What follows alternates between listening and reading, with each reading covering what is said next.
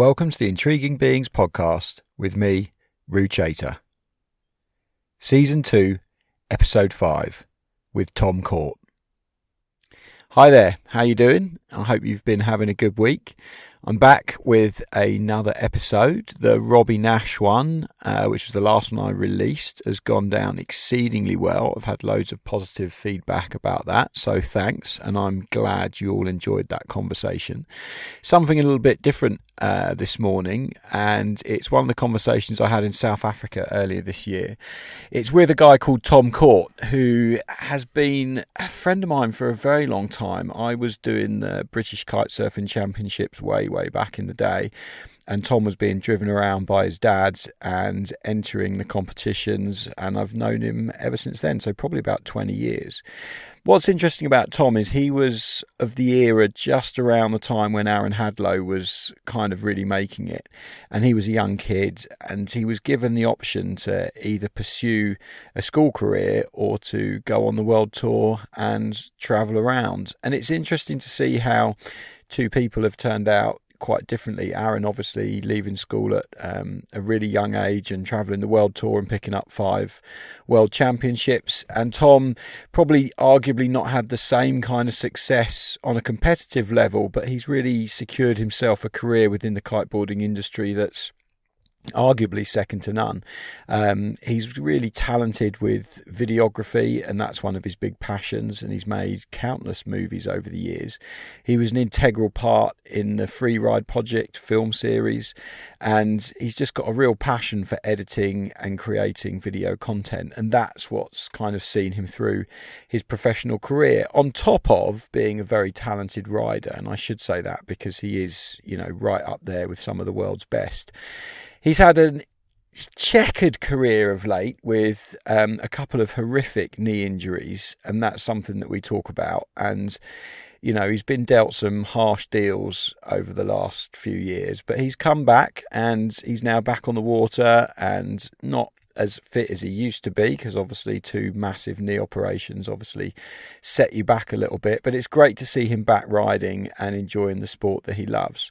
So we have a sort of far-reaching and meandering conversation. It was recorded in Cape Town. I recall we had a couple of beers. I actually edited out a little section where we both completely forgot what we were talking about, but it's a little bit more entertaining and a little bit less intense than perhaps some of them. It's just a bit of a fun chat with someone who's had some incredible experiences during his quite young life so far. So I really hope you enjoy that one.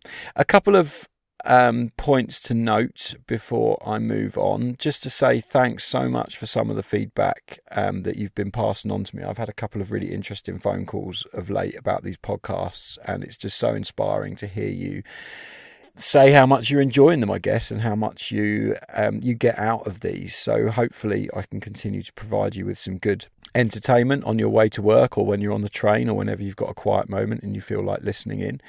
I've got a bit of time away the next month. I mean, I'm always away, but the next month I'm spending travelling around Wales and Ireland. There's a couple of kite surfing competitions that I'm going to be going to.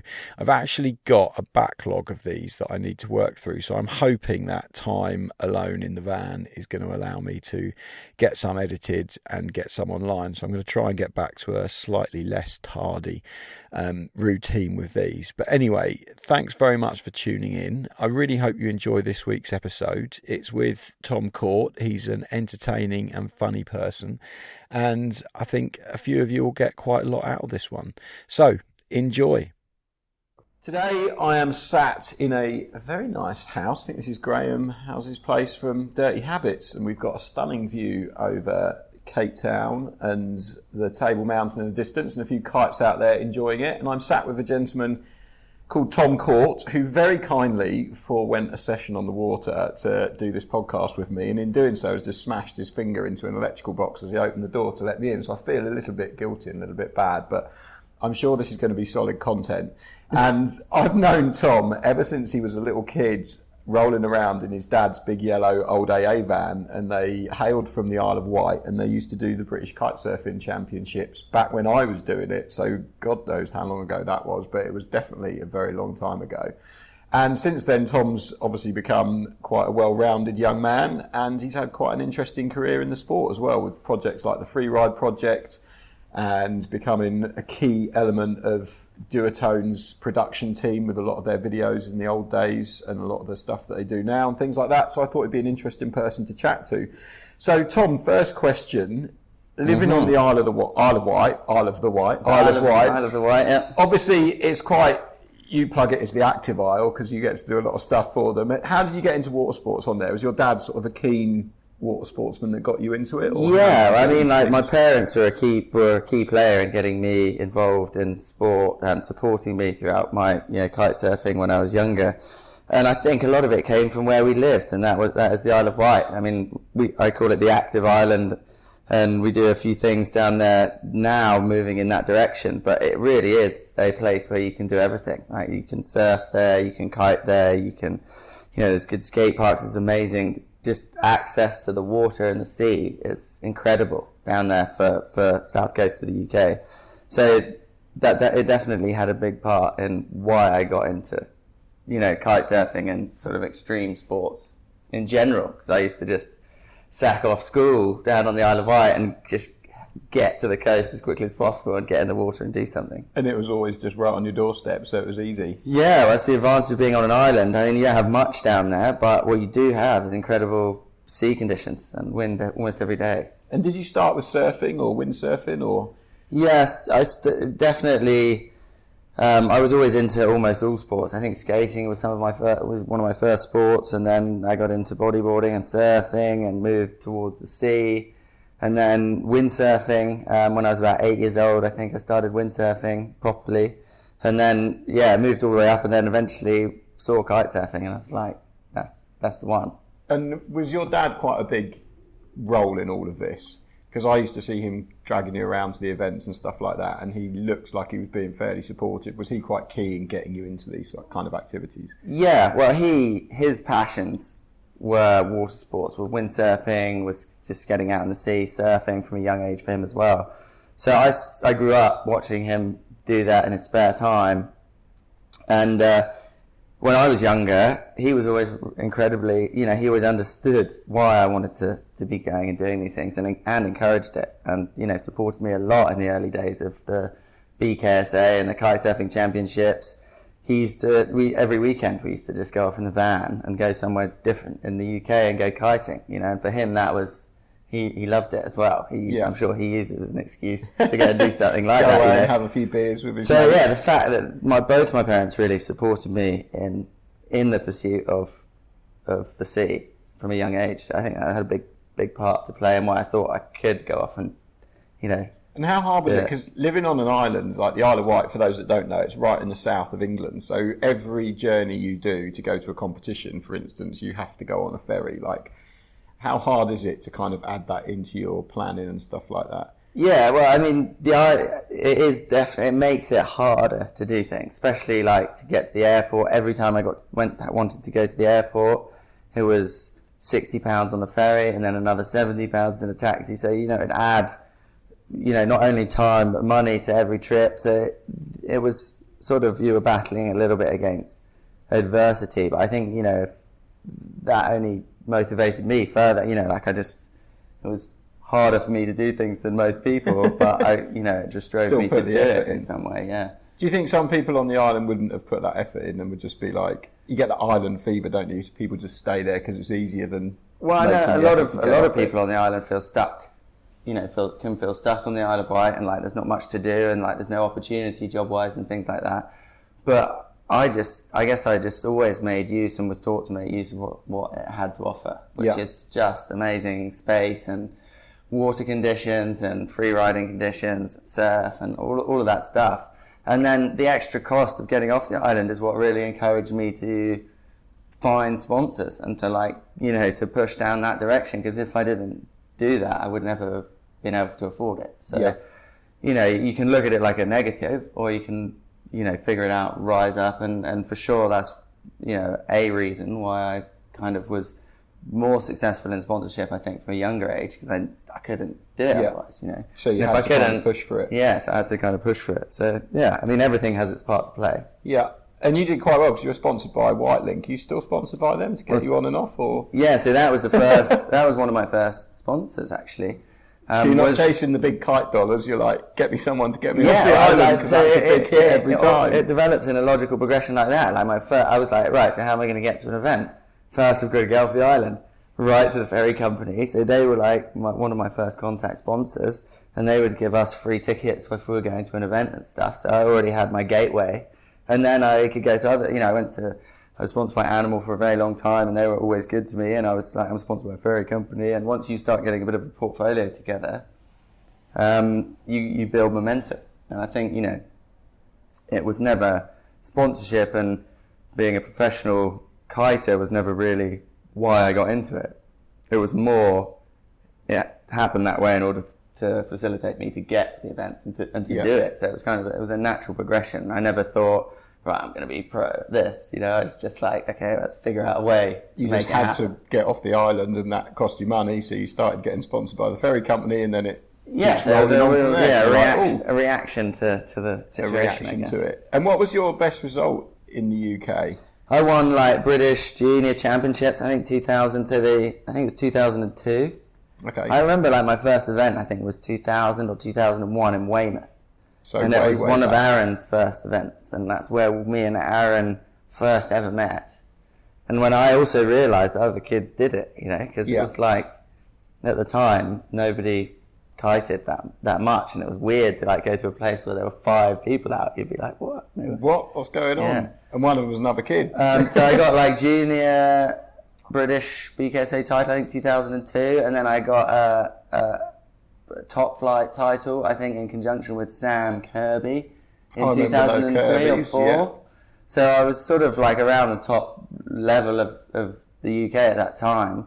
And then Aaron made a break for the international scene at the time, which, he gave up school and things to go on to the world tour, which was perfect timing for him. And I made a decision at the time to stay at school and stay on the island because I was surrounded by good kiting conditions anyway. And then as soon as I'd finished A-levels and stuff, I just followed in Aaron's footsteps, really. Yeah, I hit the road and went straight to Did you find it quite hard staying on the island and staying in school and not...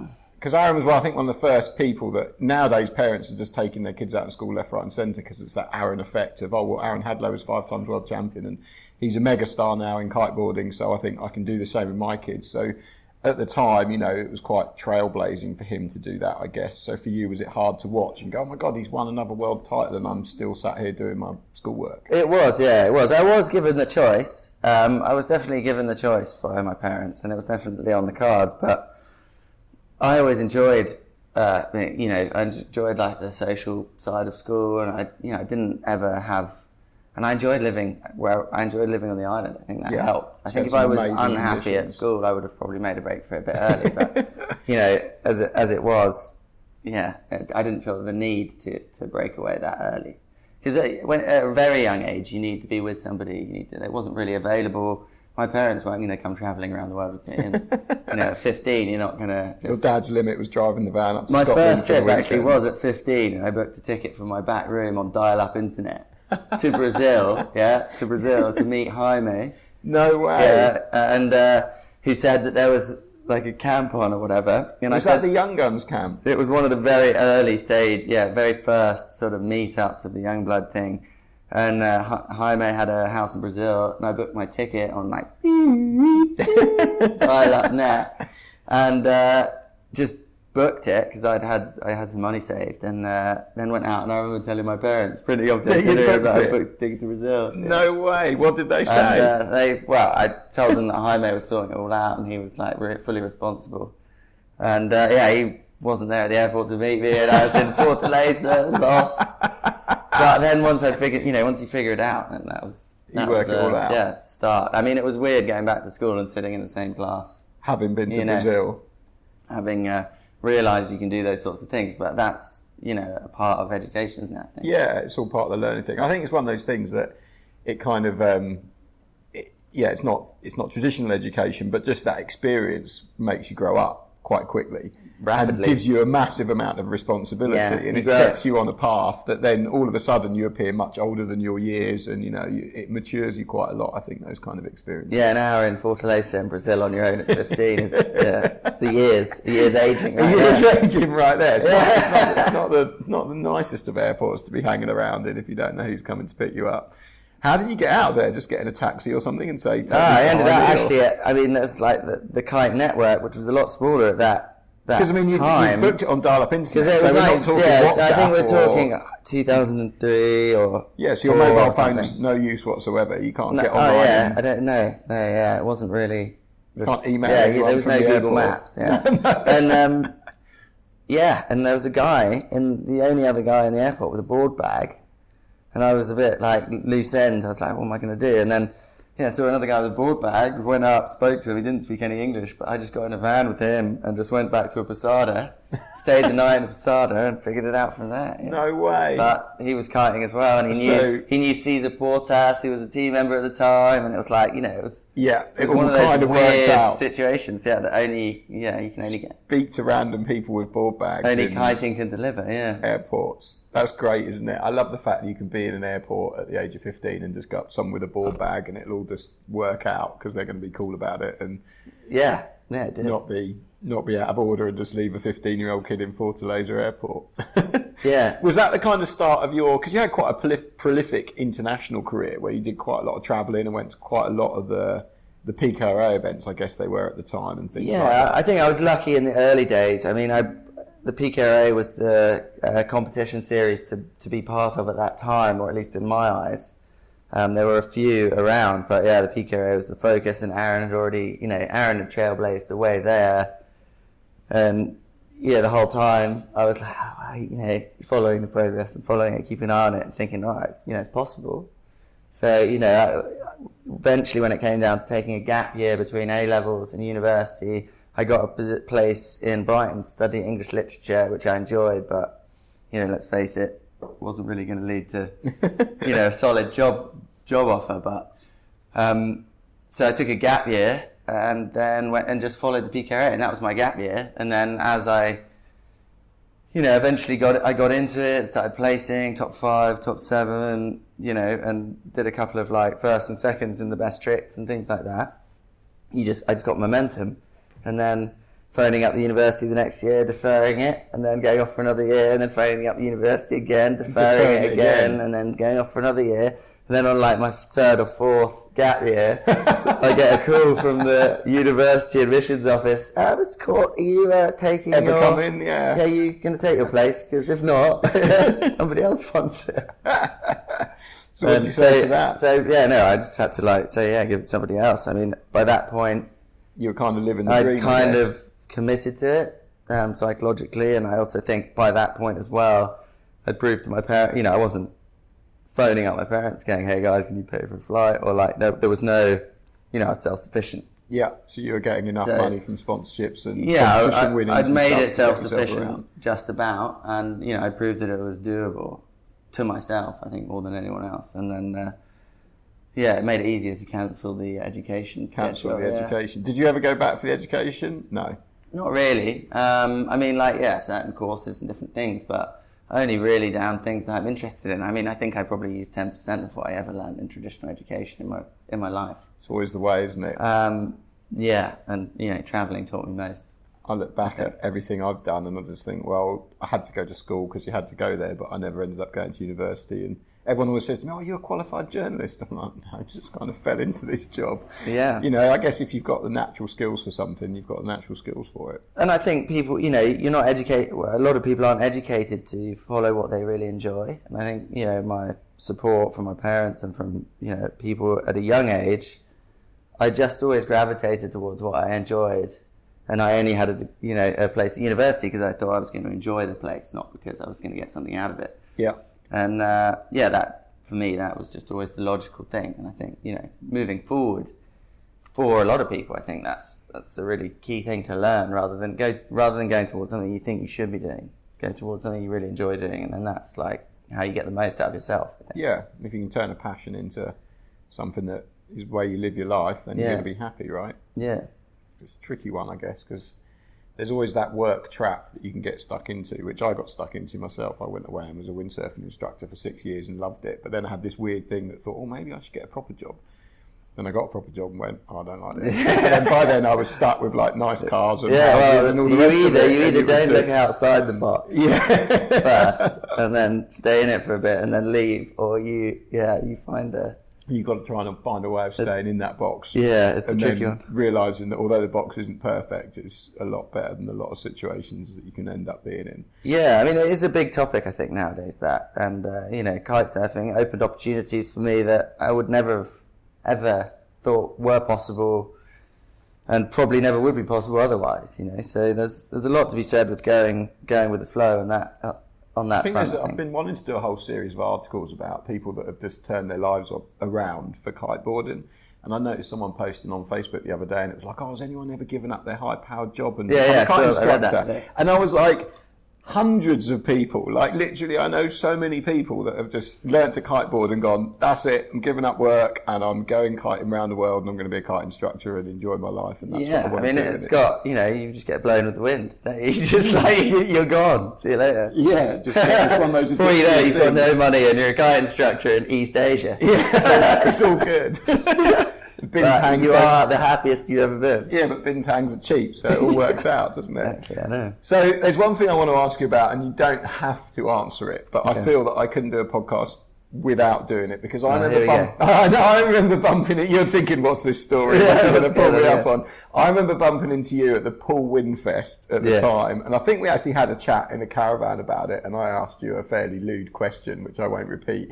But you obviously, at that very early period of your life, there was a girl called Susie May who was kiteboarding. Well, there is a girl called Susie May. She's still around, but she is like, at that time, she was kiteboarding's pin-up. There was a lot of girls that kited, but I remember all the kite brands were just falling over themselves to find like the super hot blonde chick. And this girl, Susie May, was the super hot blonde chick that was, absolutely stunning, amazing kiter and everything. And all of a sudden, you rock up at Pool Windfest and she's your girlfriend. And you must have been looking at pictures of her in magazines before that, thinking she's nice, and then all of a sudden she's yours. Like, how was that? Well, it was, definitely also she facilitated me getting into, a lot of the international travel in the early days, I think. And we were always friends in the kitesurfing community.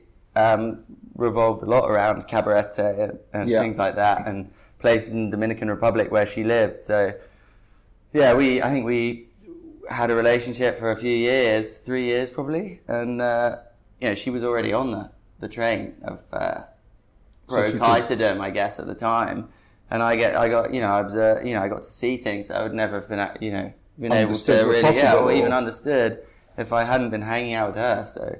We hung out a lot in those years, and different situations, different places, and a lot of, she was always going to the biggest events and the Red Bull events and different things. So I met a lot of different people, and then we sort of ended up, she was going one way with her career, and I was sort of staying in the kiting. I was quite young, so I was staying. My mind was just kiting. So that's the way I was going. But she really paved the way, definitely, in my understanding of the kite industry and how to go about it. So it definitely helped me a lot in the early days, showing me into the industry. I mean, I was already sponsored before we met and things like that, but it was introducing you to certain people that were maybe not kite and it was industry related. It was more like more like an education. You get, you just need a reason to go somewhere to do something, and if you've got the reason and you go and do it, you learn the lessons from that, So it was a great reason to be roaming the world and to see how, see the amazing places that there are. Are you breathing a sigh of relief that I haven't asked you about something else? No, you've gone pretty deep with that one. So, I feel like I can deal with the rest of the interview now. I've got that one out of the way. I only asked because I remember just being like, wow, Tom Court's going out with Susie May, that's crazy. I think I know from zero to hero pretty quick. Yeah, it was like this little kid that I knew from doing the BKSA events is suddenly rocking around with the hottest thing on kite surfing's planet. I didn't really know what was going on. Swept up by it all. blowing with the wind. Yeah, rolling with the wind, rolling exactly. with the punches and going with it and seeing what happens. Exactly, yeah. And you've carved like an interesting career, because a lot of the time I talk to people in these podcasts, and most of the people I talk to aren't just pro riders, because I find that not necessarily, of course it's not a boring thing, it's amazing if you're the best at the sport and you're most fantastic. I find it more interesting the people that have like carved a niche for themselves out of it. And I think one of the things that I wanted to chat to you about was obviously your videography, and you're super passionate about it. But when did that kind of start? Because you've been producing movies for a long, long time. When we had a joke about the recorder that I'm recording this on, you bought it like 8 years ago for 700 quid or something ridiculous, and it looks almost the same as the one I've got that cost me 250 quid. That, you know, so you've been doing it for a long time. So how did you get into that, and what drove that passion, I guess? Well, I guess my reason for kite sailing, I always competed, whether it was on the UK tour back in the day, or then I think my PKRA campaign was like 2008 through 13 or 12 or something like that. And so I've always competed, but my real drive with kite surfing and my real interest was always videography. And I'd always got, inspired myself with videos of, whether it was RIP windsurfing, or whether it was picture disc snowboarding movies, or whether it was, some of those classic early days of VHSs. Wake or autofocus or all the other early DVDs. At the time, you had to go a long way to get in England on the Isle of Wight. You wouldn't be able to get one. You'd drive really battle to find them. them. Yeah. So that was my early days, like, into the sport, and what kept me into it. And I always wanted to make movies myself, and always had a little DV. I think it was DV tape when we first started, and then it was HDV tape after that. So I've always messed around with cameras. So, and then that sort of translated into kite surfing. And then rather than like my attention being solely on winning events, it was more about portraying what's sport going on. Yeah, well, the sport, how I wanted it to be seen, which ended up moving into wake style and being more concentrated on the good sessions than just you going somewhere to compete and pushing yourself through competition. And we were pushing ourselves through a more creative means, pushing each other, trying to get a good shot, trying to get a better trick on camera, and really chasing that. And that ended up being the Freeride Project 1, 2, and 3, which was originated with James Boulding, Sam Light, and myself in Australia in 2011. So that was pretty much the end of my world tour campaign. Was the start of that movie series. Because I spoke to James Boulding about that in a previous podcast, and I said that you four riders were probably the first people that stepped away from the competition scene and created a career outside of that just by making movies. And that at the time was pretty trailblazing. Like, I don't think anyone you got guys like Dre and stuff like that, but I don't really feel like anyone made their mark on it like you guys did. I think you really put a stamp on it at that time. Yeah, we kind of, within our groups, that started with James, Sam and myself, just the three of us in Australia, and then we sort of pitched the idea to Aaron, at the time, who was, I think, he'd already got 4 world titles. He was at a moment where he didn't really know, what to do next or where to go, and I think he needed a bit of time away from the world tour. And we just pitched it to him and said, "Hey, come and ride with us. We want to do this project, and we need like a bit of momentum with it." So, and he was like, "Yeah, well, why not? Let's have a year off." So, and push himself. He was just pushing himself in a different way, and I think that came across quite well in the first movie. And the fact that we managed to pull it off, deliver it, and it was received reasonably well. And at the time, I think we got 60,000, 70,000 views. And it was on a shoestring, right? It was basically your cash that put it together. You didn't have much support for it. There was no budget for the movie, really. And at the time, that was quite an effort. The Canon 7D had just come out, I think. Yeah. So literally that was the time. So the Canon 7D had just come out, and James bought it. And I was like, "Oh man, go get one of those." And that was the beginning of it. We were just like, right, this is the camera we're going to make a movie on, and let's film our year, and let's let's do it and invoice as much as we can to like, whoever we can, and see what we can. And like, we were we rented a few helicopters, and like, we did a few very cool things for the time, and also for our age at the time. It was pretty cool, but people were just waiting to see whether we could actually deliver it.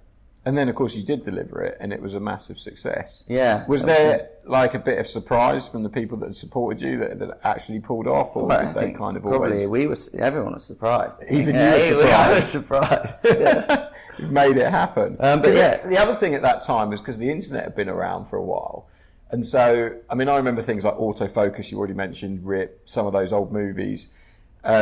But then once the internet came along, there was a big step away from doing like a feature-length film. Like I remember Slingshot used to do the Slingshot movie, and it was always like, oh my God, Slingshot movie's coming out. This is amazing. It's like a full 30-minute film that you watch. And then when the internet came, that all kind of died. But you kind of brought that back because the Freeride Project was a half-an-hour, full-length DVD, but online. Yeah, ranging from half an hour to I think 40 minutes on the second one. I mean, long format is still there. And it's a different creative outlet for sure, but the distribution changed, like you say. Like now people just want those short, impactful 3-minute clips, semi-advertising clips, for Facebook and things like that. But making a movie is it's a different thing. It like portrays more than just that moment. It's a comment on the time that you had. It's a comment on the the year, or however long it is.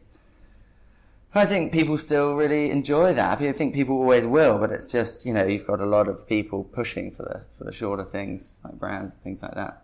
I think what was also really interesting about the Freeride Project and us as riders is we weren't all from the same brand. It wasn't brand related necessarily. Yeah. We were just using ourselves and what we were doing as a platform for. Yeah, because you're all from different brands. Because was James Liquid Force the first one, or was he Cabrina by then? I think he was Liquid Force, wasn't he? Yeah, and then you were on. Well, Liquid Force built us a set of custom boots for that first movie. They did, didn't they? Yeah, with our initials on the back. So we and had like little Union Jack flag. By the time we were going into the second movie, we had a set of like custom bindings with our names on them. And, like, you're like, wow, that movie escalated quickly. We should probably do another one. And then that got out of hand real quick. Yeah, people like that. And then it was good. But then it comes external pressures and life changes, and like things move on. You end up doing different things. Yeah, so I guess the the four of you did 3 movies. Yeah. And then I guess at some point you're like, are we going to do a 4th? And it's just like everyone's doing different stuff. Like, well, the third one was already a lot more like me. It was a lot more like vlog style than the other movies had been, because there wasn't really opportunity to link up as much as we used to. And everyone had different schedules and different agendas, so it became harder and harder to get it together like that. I guess you're almost victims of your own success in that situation. Like the first one, no one's really bothering you. You're just 4 guys. You think, let's do this. No 3 guys, let's do this. Let's get Aaron involved. And then he's like, I fancy a year off, so it all just works. And then by the time the third one comes around, everyone's blown up because of the movie, and then their schedule's completely booked because we want James Bolden doing this, and we want Sam doing this, and we want Aaron doing this. Plus their own careers everyone's own careers move forwards a little bit. I mean, Sam's gone on to be prolifically phenomenal on the park scene. Yeah. In terms of winning events and things like that. So then their sponsors are like, well, actually, I don't just want you doing that. I want you doing this now. Yeah. You get pushed this way and that. Like, all of us had our different things, and it's not a fluid. It's not a set thing being a pro kite surfer. It's like being. I mean, everyone goes, you're a pro kite surfer. Like, oh man, that must be amazing. And you're like, well, yeah. I mean, and it is incredible because you're doing what you want to do, but it's not. It's not like somebody goes, hey, here's your pro kite, have a salary, and that's what you do for it. It's like being a freelancer, and you're agile, and like everyone, all of us had different pressures and different things going in different directions and different strengths. So yeah, it did, it's become harder to do it, but then we're still seeing each other. We're still at the same events. It's still very much happening. It's just that, the creativity that got us, I guess, to that stage is now being like directed in other ways. I still want to do another one. But. Yeah. Do you think, well, it could happen, couldn't it? After every one, I say, I'm never making a movie again, ever, in my life. And then like, you need a year's rest, and then you start coming around to the idea again. Oh, maybe I'll do another one. Yeah. Maybe it's a bit like being pregnant, people are like, well, never doing that again. Months, and then they go, I've forgotten about all the pain and anguish, because your brain just makes it flip. Yeah, it's kind of like that, yeah. There's probably a lot of women like this, listening to this now, just going, did he just say that making a movie's like being pregnant? As if Rue really knows what being pregnant is. Yeah, exactly. Like, for those people listening, I've literally got 9 months recovery on my leg, so maybe I'm going to shut up now. I'm just digging myself a hole now. This is bad. So tell us, Rue. What's pregnancy like? It's like breaking your leg, putting it back on, and then no, I'm not. It's not even going to go there. I'm going to edit this bit out. It's getting cut, or maybe not, just for shits and gigs. We'll see. Put it off. Put it at the end. And so some of the movie projects you've done since then, like there are a lot, you're still prolifically making movies, you're doing a lot of different stuff. You've got Rip Slick Productions. Yeah. Do you do stuff outside the kiting industry as well? Yeah, so in terms of the business side of production and like video and things like that, it also developed very organically for me, just like my involvement with video, it was more of a passion. And I started my company sort of pretty much when I left school, really. I left sixth form, just looked into it, realised that they don't educate you on taxes or anything like that. It's the mad thing about education, just blows right? my mind. How do you start a company? No one's told you how. Where am I? Yeah. And you don't know any of those Trigonometry is not going to help you right there. I looked into it. I figured the best way to not do, to do the least is just to start a company. So I started a company, which was Rip Slicks, which actually was a couple of friends and myself, whilst we were at school, had a company shaping skimboards, which was called Rip Slicks. And I just ran with that and thought, well, I'll incorporate it. So it became a limited company. And then that developed from there. And then you sort of educate into that. And then that became a production company. And then built very sort of organically with my interest in filming and, my experience within the sport, which then translated into working for brands like Red Bull, filming events, editing events like at the King of the Air, covering the Kite Park League, and it came into that sort of thing where we started a world tour kind of ourselves, and then had the production and everything set up for that, and then companies like Armani eventually I have worked for, Renault, different car companies. Like it expanded very organically through passion, and as I learned through different things, the company grew and has grown into its own, its own thing, I guess, in its own right. So that, for me, was important to have that focus outside of kite surfing, and I guess, that's what gave me the confidence in many ways to chase, competitive things and be a professional athlete, as they say, was the fact that I was developing something in the background along with what I was doing within kite surfing. So you kind of knew you had a fallback plan. Yeah, and I just was sponging up information really, and like my CV is my degree really, and that's how I went into it. I went as soon as I decided not to go to university, I was like, right, I'm going and doing this. I'm doing this I'm learning from this. I'm building sponsorship portfolios. I'm getting involved in production. I'm putting movies together. I'm going to figure out, which element of this industry I like. So then, worst case, I know where I'm at. So I think on a lot of levels, it's worth going into it with a plan, a little plan, even if you don't know what you're doing. I've never known what I'm doing. Yeah. Well, they say some of the most interesting people in the world are those that still don't know what they want to do yet, because you'll just do whatever comes along and see what happens. And yeah, it's a process of elimination, and filming has always been top of my list in terms of, I've always sat for hours on my own just editing random bits of footage, even before you could upload it anywhere. It was just something that you enjoyed doing. Something that I did, sort of subconsciously, I guess. And I taught myself Photoshop, taught myself Final Cut, taught myself Premiere. Didn't go to production school or anything. This is the thing these days. You can learn anything you want off the internet. You don't even have to do anything. Recently, I just renovated a house as well. Just in off the UK, internet? Off YouTube. Yeah, I did everything. Put underfloor heating in, re-insulated it, brought new floor slab, the whole lot. Just from learning YouTube, off the internet. In 3 months. It's nuts, isn't it? Alex, my brother that does all the tech for the IK Surf Mag website, speaks like 9 different computer languages or something ridiculous.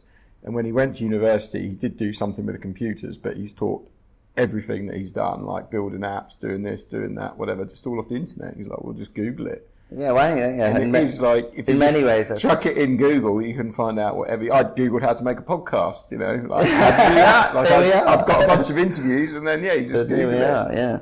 That self-education things are quite interesting. I think that's key. That's key in anything you do like that, and that goes hand in hand with what I said earlier about just gravitating towards what you enjoy, because that self-education thing becomes effortless because you just Googling, daydreaming, and just find out something about what you like to. Yeah. You're known for a few comedy series of videos, so things like the Dirty Panda from Fuerteventura was quite amusing, and also the Kite Launcher. What's the kind of driving force behind that? Is that just your own sense of humour coming out, where you think, oh, this is going to be really fun, I'm going to put it together and make it, or are other people involved? Yeah, I mean, I've always enjoyed comedy, and for me, it's a big part of everything I do, my life in general. I laugh at it a little bit, it helps in many situations, and I think, the Kite Launcher is just, you look at the industry as a whole, think he's funny, he's laughing here. I mean, it was when it first came out, I remember it was pretty groundbreaking that, here's this whole heavily made production value video, and I'll put a link to one in this podcast, about a bloke who launches kites but won't land them, and takes it super seriously that he's just It's a parody on athletes, in general. At the time, it was more ironic because production value was harder to come by, so it was like, at the time it was a bit more cutting edge than it is now, but it's I don't know if you've noticed, but the whole Kite Launcher series is a metaphor for my career within kitesurfing. I know you look at all the different episodes, and it's basically taking the piss out of myself and the different elements that I've found hilarious about what I've done in my career. So it's kind of a running commentary, really, of what's going on, of what where I've been at or where I'm at. And you've just given it a bit of a reboot, right? We're firing it up, a bit of a rebranding. Thought it was topical because not many people rebranding at the moment. So there's another question I'm going to ask. Everything's changed except the name. Except everything. And what I do, which is just kites. Because I still launch, Don't land them. Yeah. Another question I'm going to ask you, Kite Kooks. Yeah. Is that you? No. I wish. Do you not know who it is? I do. I've got a pretty good idea, and I was told who it is, but I've not had it confirmed. So you do know? Yeah. I think I know who it is. I've had no leads on that. Because it's quite funny, because when it first came out... It's getting better and better, though. I thought it was hilarious. Shame he called himself... He changed his name on Instagram. He lost his Kite Kooks name. Yeah, I heard that. Rookie. Took the dry humour too far. Yeah. And lost his whole brand name. I know, just dumb. But yeah, it was quite funny. So when it first came out, I thought this has got Tom Court written all over it. I know. Well, there's been some... You must get the finger pointed at you quite a lot when stuff like that happens. Because you're the one that's always poking fun at the industry. Everyone else seems to be taking it really seriously. And you're the person that, if anyone's going to poke a bit of fun and do something a bit risque, it's like, oi, Tom's at you. Well, I think it's important as an industry to have a sense of humour about yourself. I mean, like, the whole sport's it's a leisure sport, and we're dealing with people in their leisure time, and, it's a fun thing. I think, it's very easy for things to get too serious, isn't it? And to focus on one thing or the other. And I think I think people like Kite Kooks, people like, with throwing things out there, throwing jokes out there. I mean, it's a necessary evil, I guess. It's not like we're in banking or something, is it? I know. I mean, kiting with having fun. It's about enjoyment. The secret, really, is just to kite for fun. I mean, that's all I've ever done, and I just always joking with friends. So. Luckily, a friend of mine likes launching kites. So you get to make a whole comedy series with him.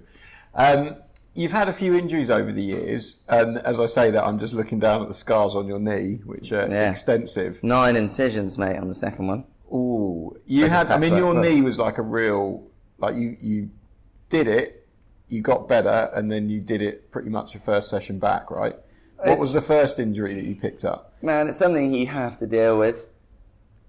physically and psychologically, I guess, when you decide to compete and be a pro kiter, is injury. I think any athlete's worst nightmare, being injured and avoiding injury, and it's always in the back of your mind. It was always in the back of mine, and that was what drove me to build up my production company and do other things in the back end of the industry. Because you had time off the water, I guess. No, because I knew at some point. Okay. From an early age. So you're already preempting it before from an early you got age, injured. I knew that, if I have that big crash equals 4, yeah. And you can't just wear a knee brace and have a car crash and expect to be fine. But I was lucky. I went for a long time in the industry, riding as hard as I possibly could, without getting with injured. boots and hitting rails and doing stupid things over rocks and doing all this stuff, without getting injured. And I was very lucky to get as far as I did without getting injured. And then eventually it hits. And it was 2016 Triple S. It's my 9th year at the Triple S. So I've already done 9 years just at the world's biggest wake style contest. And not been injured. Heavy landing after heavy landing for years and years and years. The time was ticking really, but that doesn't make it any easier when it hits. And then then I was, considering I'd been thinking that this is coming and it's going to probably happen at some point, I was so focused on getting back to the same place I was before the injury, that I just didn't really learn from it. I got the injury wildcard invite back to the Triple S 2017, which is less a year. Yeah, literally since a year the since injury, you did it. and I went back thinking I was going to take it easy and all this stuff. And competitive nature came boom, out. same trick, same place, almost the same day, off the same kicker with the same guy that picked me up off the back Almost of the jet the ski. anniversary of So it. it was just deja vu, which. You're as this year. But the only difference in the second time is I back knew again. exactly what I was going to have to deal with when I got back home, and I knew about the second surgery was so much worse, and recovery time slower, and a year or two older, and and then real life starts to rush up on you pretty quick, but everything, you can get something positive out of a negative. I mean, for sure, looking back on it, I think it needed to happen twice, otherwise I wouldn't have learned from it. I wouldn't have learned from it. So everything happens for a reason, and definitely I got positive things out of it in terms of my direction and my personal development and things like that I wouldn't have got if I'd just been concentrating on competing and things like that the whole time. So it's a long few years. Yeah, I mean that's tough, isn't it? You do it and then you get back on the water, you're super stoked, and then you just go and do the same thing again. Psychologically a lot harder than dealing with an injury is hard psychologically anyway, to stay positive and to be look, it's just time and I've just got to bank the time and I'm going to get back on the water and it's going to be okay. But then to literally get back on the water and just be bang, done again. Yeah, I think the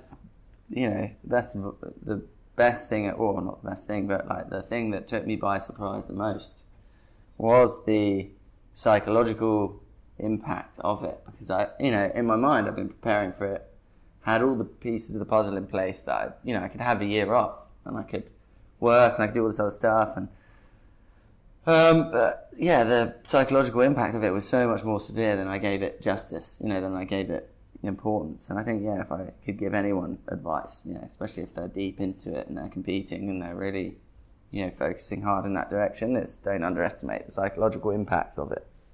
Yeah, treat it seriously. Speak to friends, speak to people, speak to professionals about it, and make sure you deal with that before you deal with the physical things. Because if you don't deal with the psychological impact, the physical injury will come back to haunt you. I think that's good advice. You have to aim for who you will become after the injury, not to who you were before it. That's sound advice, Tom. And I think it's something that I learned the hard way. Definitely. Yeah. And it changes your outlook, because it changed the way you ride now. You're back kiting, and you've just done a really nice video about my year and how I've come back from this horrific injury and stuff like that. When you hit the water now, do you approach it differently, or?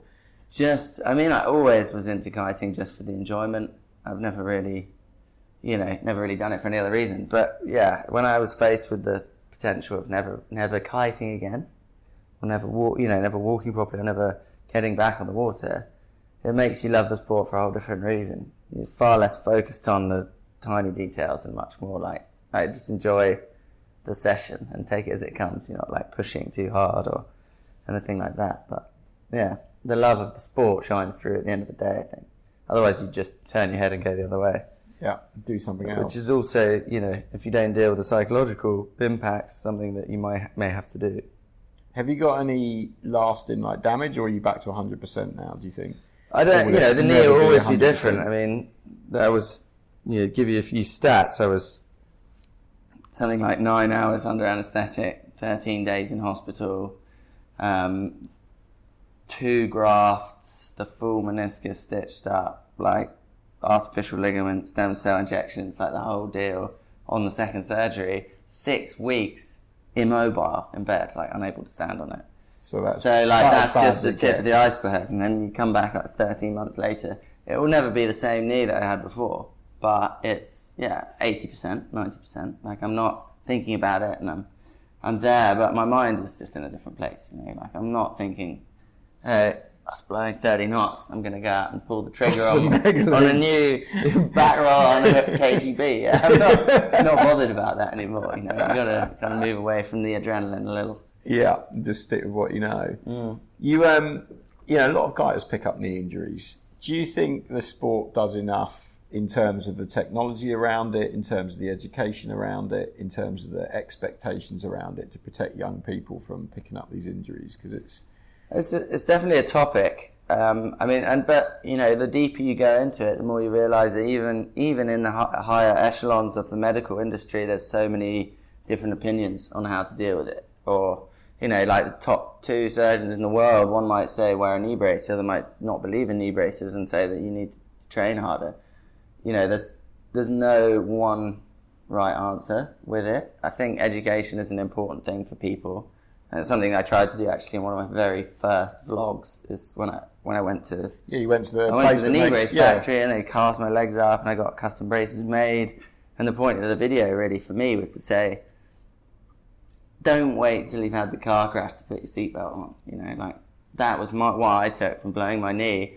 I blew the knee that I didn't have the knee brace on. The other knee was fine, I had the knee brace on it. The knee that didn't have the knee brace on, I blew. So would you recommend for someone that's doing like super technical, wearing boots, doing all those tricks, have a knee brace before?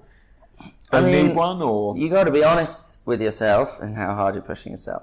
I think this is really important. And the more I get into coaching, actually, the more I realise that people can't self-evaluate so well.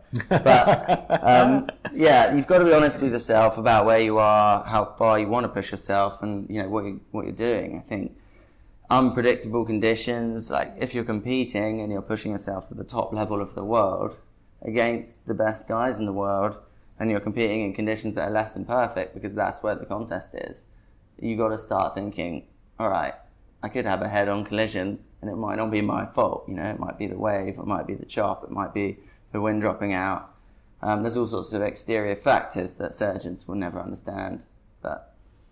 So it's up to the rider. It always will be at the end of the day. But you have to kind of be honest a little bit. Do you think if you had a knee brace on that knee, you wouldn't have had the damage that you did? Or I think it would have been less. It wouldn't. Yeah, it would have been definitely less. I've had incidents where I would have definitely blown my knee if I didn't have a brace on. I've broken my brace, snapped the brace. No way. Just through the force of catching my edge from toe side. When you kind of dig in toe side, snag your front edge and go over. But I was like fully powered it was out in Cape Town actually, it was here. And I felt the knee brace lock out, and then I felt the twist inside the brace, and it actually snapped the brace on my shin. Ooh. And on the top of my thigh here, where the twist motion was so harsh, and my knee felt like on the edge. It was like on the brink of something that I didn't want to comprehend. And for sure, definitely a couple of times. Had you not had that brace on, you would have probably had a noodle and for you can't say, hey, I went to the gym this morning. If you have a car crash, the gym's not going to help. But, training helps for sure. But looking into it deeper with a bit of a knowledge of kite surfing above and beyond a surgery or a personal trainer, I would say that knee braces are a preventative just as much as they are as a recovery. Yeah. And do you train quite a bit to avoid those injuries and things like that? I mean, that's something we touched on a little bit. Yeah, I've had to. So coming back from injury, I had a physiotherapist, personal trainer, masseuse, and a psychotherapist. For like 6 to 8 weeks in the first few months, just to like get you kick started into it. Then you drop the physio and move towards the personal training. And I've had a personal trainer pretty much every week since I've been home for like a year and a half, who works with you and follows your progress and builds you up again.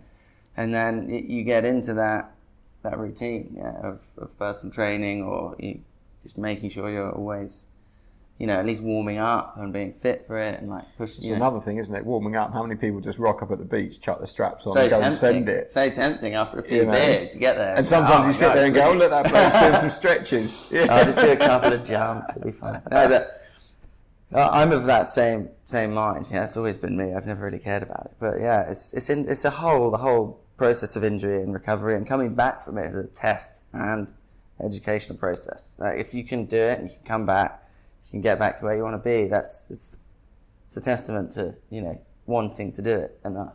Because if you don't want to do it enough, you won't make it. Yeah, and you won't get back. It's that drive.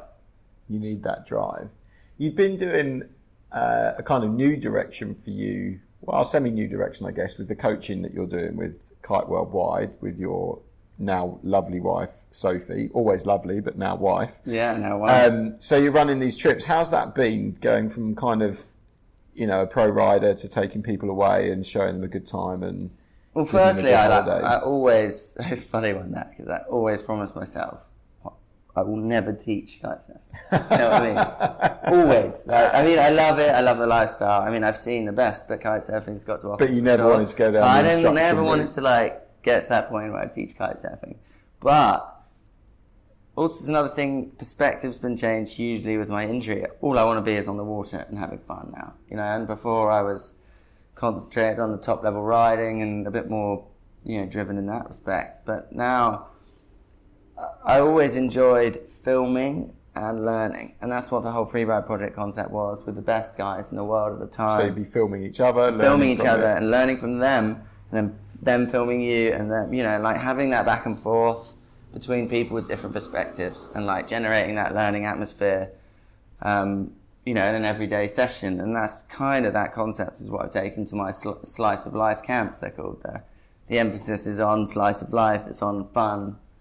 And having the best week we can have, but with the learning, with a natural learning sort of atmosphere, where I will film the guys, every day, and every night we'll have a video review, and we'll sit down, a few beers, and everyone will get to know each other's styles and what they're going for, and cultivate that very, above and beyond just going, you need to do this, and giving tips and hints, that sort of atmosphere that everyone can learn from each other, and that's the theory of my camps, really. Sort of informal, but at the same time structured in the fact that I'm always there. I'm always pushing them to try what their goals are, finding out how they're riding, and giving them just very small but key tips for them to improve. And it's been quite an interesting experience. I think I've done 5 or 6 now in different places in the world, always the best places at the best time of year, with the best wind, in partnership with Kite Worldwide, and they've got really nice accommodations, and they know how to do things on the quality side of things. So we've got 19 destinations to choose from, and just taking groups of kiters that want to have a good time away really on a clip stacking mission. So they get some footage. It really is Freeride Project. For punters. For punters, yeah. Do you put the footage together for them at the end so they can take home those? Well, I put the footage together every day in the evening, very roughly, just obviously to highlight more their learning criteria, their learning tips and stuff. And then I aim to put together a client video or a video of the trip at the end of every trip, as to whether that's a video on my YouTube channel, or whether that's a private back end video for just those guys. It changes a little bit, but I want to try and encourage WhatsApp group. I can send people bits and pieces or any media. It's normally pretty well we've got all the good pictures and good clips of them learning, so it's really nice. And Sophie does yoga and sort of fitness Sophie does training on those camps as well. Yeah, I mean, every day we offer like yoga or fitness, normally like a warm up or like warm down in the afternoon, or a yoga session, depending on when people want to do it. We haven't actually gone to a destination with no wind yet, so I don't know what we'd do if there's no wind. But yeah, I mean, it's really bespoke to the group who's there, and yeah, we sort of not make it up as we go along, but we like cater for a bit of everything. Yeah, and if someone wanted to come on those trips, how do they go about it? So yeah, you go to the Kite Worldwide website .com, I think, or .eu, and yeah, click on camps, pro camps, and it comes up with me. I think Linus Erdman does a couple, but it's me and Linus, and we do every year there'll be a roster, probably 3 or 4 of mine a year, in various locations. This year we're doing Zanzibar, Sicily, maybe Brazil again, and possibly Western Sahara, which is a pretty awesome spot. And yeah, you go on the website or hit me up on Instagram or something, and Easy. there you go. We'll hook it up. Yeah. You've obviously done some amazing trips over the years, and you've travelled. I don't know if you've been everywhere, but is there anywhere that you would definitely want to go back to? That you think that's if I was going to choose somewhere to go for a 2-week holiday with Sophie and just have a kick-ass time, where would you go? People always ask me what's my favourite destination. Literally all the time. And I can never, there's so many factors, isn't there, to consider. I don't know, man. I guess if it's a couple's retreat vibe with an edge on nice accommodation and a bit of remote separation, that the island off in East Sulawesi in Wakatobi that we went to, it's a few years ago now, went there with Jay Smallcott, a local photographer out who lives in Indonesia, and we just disappeared off on a private charter plane to this remote island with the guys that owned the island, and we stayed there for 10 days or a week and just went kiting, mapping out all the downwinders and just next level stuff. That's the place. Yeah, no expense spared. Your girlfriend will be blown away. Yeah, and be nuts. There's a video about that, isn't there? There is. Yeah, it's called Wanderlust. Wanderlust. I'll stick that in the links as well, so people can watch that, and then they can come and hog you. Yeah, vibe for it. But yeah, I mean, there's so many places, but it depends what you consider good. And is there anywhere that you haven't been that you really want to go, that you're like, I've heard about that spot? And a lot of the time in our situation, you tend to, people are, you must, and you only tend to go places where there's a reason for you to go there. You wouldn't just go and blow a load of money on going somewhere because you want to go there. It needs to be led by some reason to go there, because we're kind of always working in inverted commas. Yeah. So is there anywhere that you sort of think, I still haven't managed to make that happen, that I'd like to? Well, Tom Herbert keeps inviting me to New Caledonia, and I've never been there, and that looks pretty spot on. Yeah, I've never been. I've never been there. So there are places I haven't been. But yeah, like Maldives, like a bunch of those sort of remote island places. I'd love to go to. Galapagos I'd like to go to for more than just kiting, but I mean, it really depends who you're with, where what you're into at the time. I was very impressed with Sri Lanka, but not like the places where you would normally go in Sri Lanka. All the other wild places I really enjoyed. You got a bunch of covers out of that, didn't you?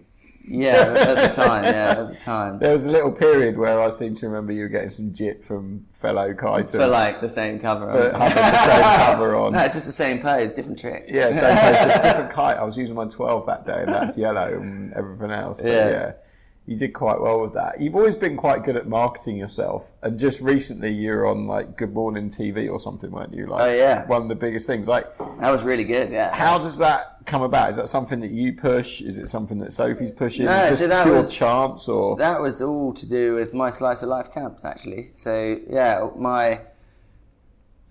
got, when you get into things like that, you get a bit more. There's a bit more of a story there, or I don't really know how it exactly came about, but it called me up, and there's a channel 4 Sunday brunch at prime time on a rainy Sunday in the UK for 10 minutes talking about kite surfing, which to my knowledge has never really happened before. But no, I mean, probably only Lewis going on there to talk about how he's nearly died or jump over in a pier.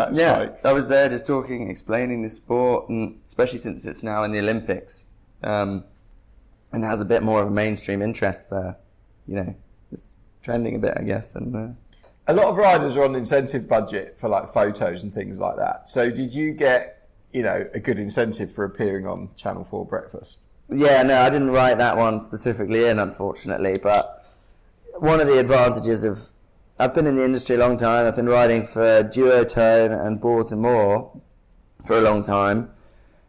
Since 2005, I've been with Boards and More, and been developed as a rider and personally with the brand, and always been incredibly supported by them. So, in terms of my relationship with what is my main sponsor, Duotone at the moment, they've always honoured things. I've never really. I do get incentives, obviously, and I do get things, but I operate on quite a creative level, and you can never say, hey, this movie's coming out in January. You can never say, hey, I'm going to be on live TV in 5 months. It ends up being quite organic. And the way I am, I say, you either value me or you don't, and I set that out straight at the beginning, and then that's how it is, and I've been lucky enough to be with, to organically develop, I think, with a brand and with the products, that are now some of the best products out there, I think.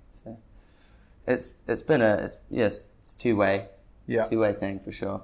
It's probably quite nice having been with them for so long that you've seen, them grow as well, because, they're massive now, and back then they were big, but probably not on the kind of scale that they're at the moment. Well, it was crazy. I mean, I've been riding for the world's most uncool brand for about 15 years, and now Nick, Jesse, and Graham are. It's funny to see it happen, but I grew with the brand and grew as a rider and personally, and kind of worked with them to find out what was valuable and how we could make things cool and make products better, and work with the designers. And a lot of, I think my success as a rider has been to do with my involvement in other things above and beyond just competing. Yeah. So the other stuff around that, because I remember you used to do a lot of videos for, Boards and More, where you were kind of the English speaking person of the brand. So they needed you to do the voiceovers for, the majority of customers. Obviously they've got a huge German market, but when you're looking at globally, the global language of kite surfing is English, or it seems to be, in terms of so I think when I joined the brand, it was getting to the stage where they were looking to go more international, develop markets outside of Germany and UK and outside of Europe, and English was a necessary part of that. So I helped develop and also my video production knowledge, I helped develop their brand videos alongside Carlos, who I knew from Fuerteventura, who, I think he maybe even filmed his first video with me, I don't know how long ago, but we developed, their sort of product videos and their lifestyle videos and the brand clips that they sort of now as an industry standard, actually, when you look at it, it's rolled out through most of the brands. They follow a similar pattern.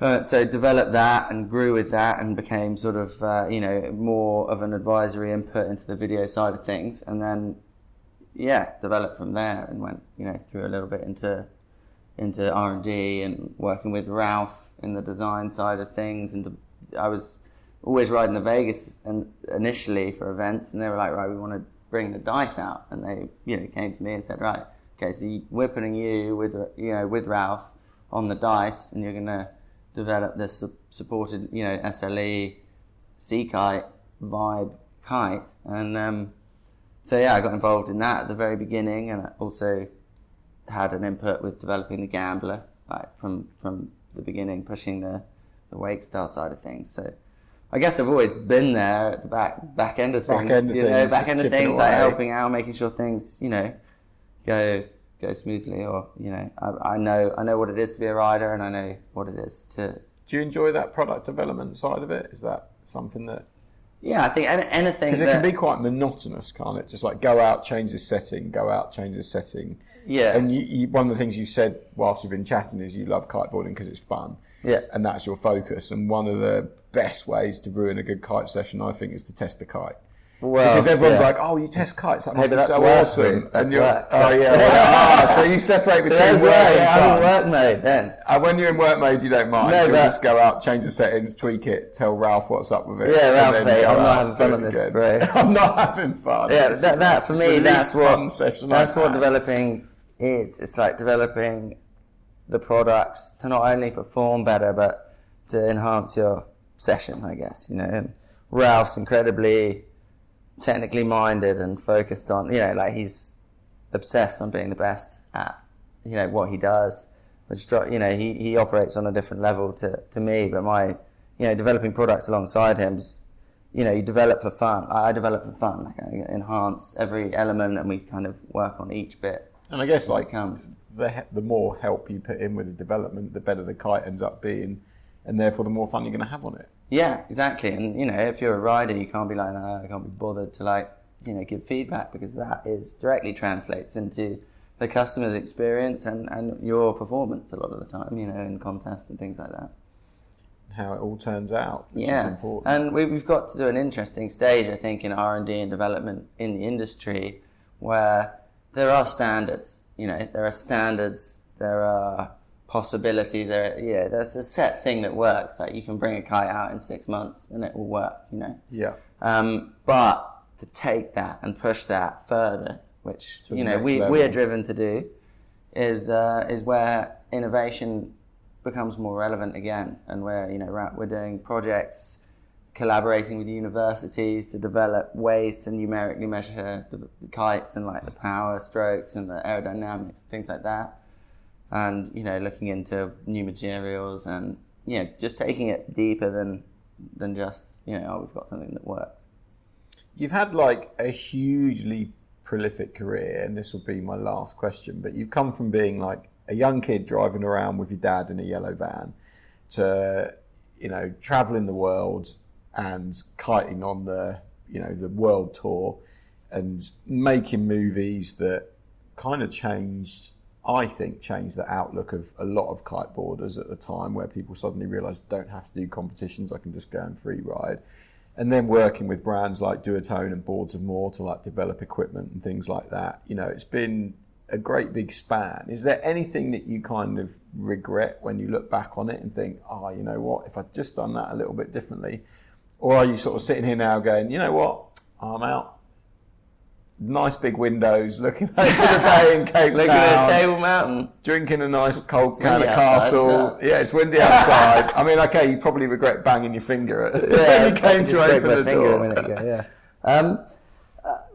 Regret's a funny thing. I mean, I always explain it to people, I don't know whether they often get it, that my life is just, when I look back at it now, it's a catalogue of bad decisions and terrible choices. Almost everything I've done has been contradictory to what would be logical at the time.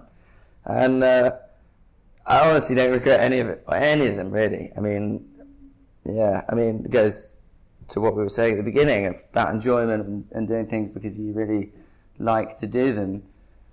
Yeah, I mean, there's always things that you could change, but like, even like my injury, you learn from the bad things. You develop as a person from the bad things. You come out of things with something that you would never be able to premeditate getting, you know, like you can't steer yourself down a road. All you have to do is kind of enjoy what you're doing at the time, and it seems to work out. It seems to have worked out right. It works out Seems to all work right. out right. I'll tell you in a couple of years when I can't Yeah. walk and I'm not sat in Cape Town. Yeah, when all your knees are completely shot. And I haven't paid council tax. And I don't have national insurance. Maybe. But you know, like, I regret mean, thinking for the short term really, or, you know, having a plan for the long term, but, you know, or having a design for the long term, but thinking about, you're living in the short term. I think that's the way I've always operated, and I don't think that gives you time to regret or, you know, Worry to about wish things. you'd done something differently, because you're there. You've got to live in the And moment. you're dealing with it.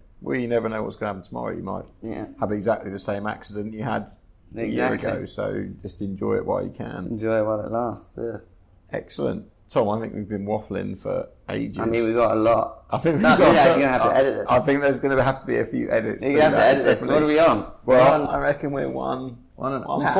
That's not too bad. I know that's really weird actually, the way that times. It might be loads more, but Tom, thank you very much indeed. No worries, bro. That was fantastic. That was really good. I enjoyed that. Yeah, it was nice. Excellent. It's funny to talk about it all again, actually. There we have it, Tom Court's chat in the bag. I enjoyed catching up with Tom. It's always quite fun speaking to people who I know, because I get to ask them questions that I might not necessarily ask them when I'm in the pub or at a restaurant or down the beach or something like that. So it's quite nice to kind of put them on the spot, and I find I learn a little bit more about them. I really enjoyed some of his tales about when he was a young kid, just telling his parents that he'd booked a flight to Brazil, and his kind of carefree attitude towards travelling and things like that. And hopefully, his knee stays fit and healthy, and he continues to enjoy the sport that he loves and carries on kiting for a good while yet. Next episode, I'm going to try and get through. I've got 4 from Cape Town that I really want to get out there, because they were recorded back in February, so they're well overdue. So the next episode will be one of those conversations. I don't know who it will be yet, but I'll have a listen and decide which one we're going to launch next. And I'm going to try and get that out in the next week or so. Whilst I'm away travelling, I've got a bit of time sat in the van doing things. So let's hope we can get another one out to you soon. Thanks ever so much for listening to me, Roo Chater, with the Intriguing Beings podcast. Have a fantastic week.